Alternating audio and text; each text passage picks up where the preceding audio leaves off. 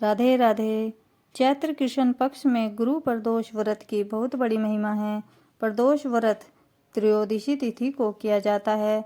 शाम को गोधूली बेला के समय को प्रदोष का समय कहते हैं। उसी समय भगवान शिव की पूजा की जाती है। आइए गुरु प्रदोष व्रत की कथा सुनते हैं। कथा इस प्रकार है कि एक बार इंद्र और वृत्तासुर में घनघोर युद्ध हुआ। उसी समय देवताओं ने दैत्य सेना पराजित कर नष्ट भ्रष्ट कर दी। अपना विनाश देख वृत्तासुर अत्यंत क्रोधित हो स्वयं युद्ध के लिए उद्यत हुआ। मायावी असुर ने आसुरी माया से भयंकर विकराल रूप धारण किया।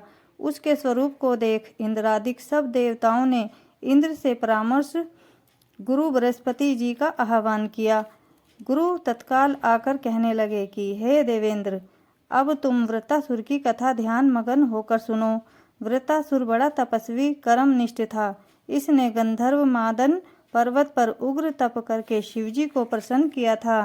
पूर्व समय में यह चित्ररथ नाम का राजा था। तुम्हारे समीप में जो सूरमय वन है वह इसी का राज्य था। अब वहाँ साधु प्रवृत्ति विचारवान महात्मा आनंद लेते हैं। भगवान के दर्शन की वह अनुपम भूमि है। एक समय चित्ररथ स्वेच्छा से कैलाश पर्वत पर चला गया।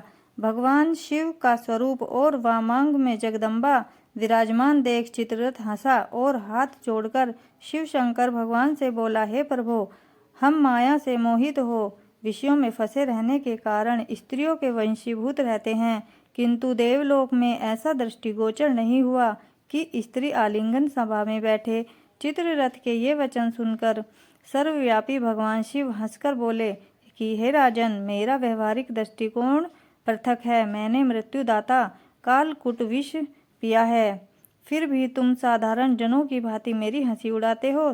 तभी पार्वती क्रोधित हो चित्ररथ की ओर देखती हुई कहने लगी, ओ दुष्ट, तूने सर्वव्यापी महेश्वर के साथ मेरी भी हंसी उड़ाई है। अंततः तुझे अपने कर्मों का फल भोगना पड़ेगा।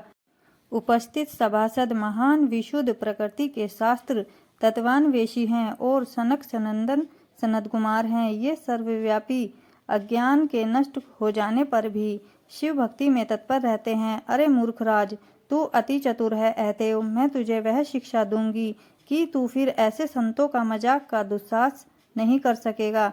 अब तू दैत्य रूप धारण कर विमान से नीचे गिर। तुझे मैं शाप देती हूँ कि तू अभी पृथ्वी पर चला जा। जब जगदम्बा भवानी ने चित्ररथ को ये शाप दिया तो वह तत्क्षण विमान से गिर राक्षस योनि को प्राप्त हो गया और प्रख्यात महासुर नाम से प्रसिद्ध हुआ। तत्वष्टा नामक ऋषि ने उसे श्रेष्ठ तप से उत्पन्न किया और अब वही वृत्तासुर शिव भक्ति में ब्रह्मचर्य से रहता है। इस कारण तुम उसे जीत नहीं सकते। अतएव मेरे परामर्श से यह प्रदोष व्रत करो, जिससे महाबलशाली दैत्य पर विजय प्राप्त कर सको। गुरुदेव के वचनों को सुनकर सब देवता प्रसन्न हुए और गुरु त्रयोदशी प्रदोष व्रत की विधि विधान से पूजा की और व्रत किया। वृत्तासुर पर विजय प्राप्त कर इंद्र सुखपूर्वक स्वर्ग में रहने लगे। बोलो उमापति महादेव शंकर भगवान की जय हो। हर हर महादेव।